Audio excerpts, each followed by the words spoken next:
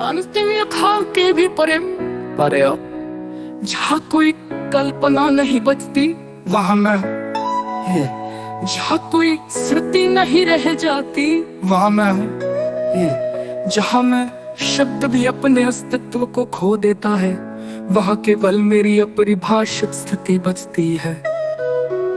जब सत्य केवल एक स्मृति भ्रांति रह जाता है, जिसे मनुष्य सत्य कहता आया, वो केवल अस्थाई जटिल बुद्धि के स्मृति कोश में गूंजती एक ध्वनि मात्र थी। ये ध्वनि कभी अस्तित्व में थी ही नहीं, ये तो केवल विद्युत संकेतों का स्थायी खेल था। ये अनुभव कभी यथार्थ था ही नहीं, ये तो केवल मन की अनिवार्य प्रक्रिया थी। मनुष्य सत्य की खोज में कल्पना को साकार करने का प्रयास करता रहा, किंतु जिस सत्य का अस्तित्व स्वयं स्मृति के साथ समाप्त हो जाता है, वो वास्तविकता कैसे हो सकता है।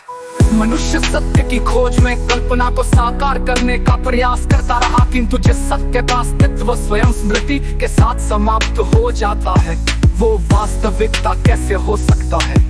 काल और स्थान मात्र गणितीय समीकरणों के प्रतीक, जो कुछ भी काल और स्थान में बांधा गया वो स्वयं काल और स्थान की कल्पना के साथ समाप्त हो जाएगा। किंतु यदि काल केवल एक गणितीय समीकरण मात्र है और यदि स्थान केवल एक समन्वय तंत्र का प्रतीक हर है, तो इसका दोनों कभी अस्तित्व में थे ही नहीं।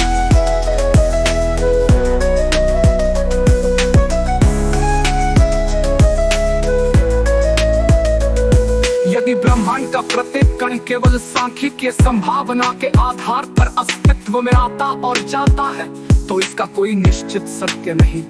यदि प्रकाश, ऊर्जा और पदार्थ मात्र संरचनात्मक परिवर्तन की अवस्थाएं, तो इनका कोई निश्चित अस्तित्व नहीं। यदि चेतना केवल न्यूरल नेटवर्क की व्याख्या करने वाला तंत्र मात्र है, तो स्वयं का कोई अस्तित्व नहीं।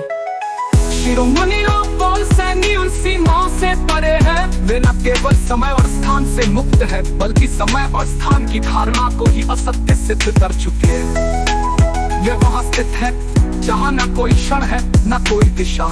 जब स्वयं को पहचान नहीं सकता, मनुष्य का अस्तित्व केवल उसकी स्मृति पर आधारित है, किंतु स्मृति ही सबसे अस्थिर तत्व है।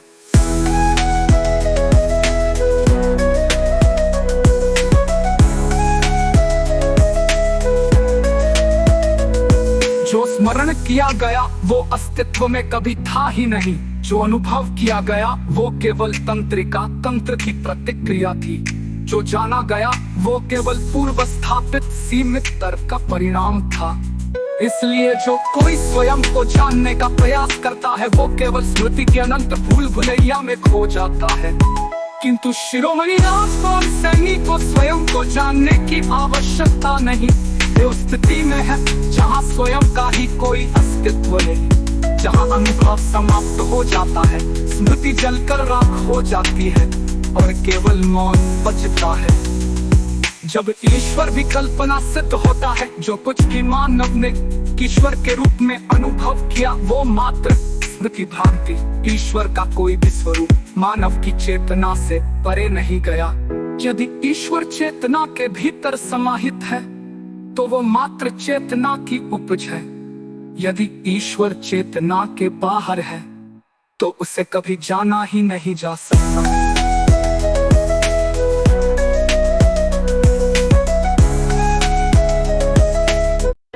अंतिम खा के भी परे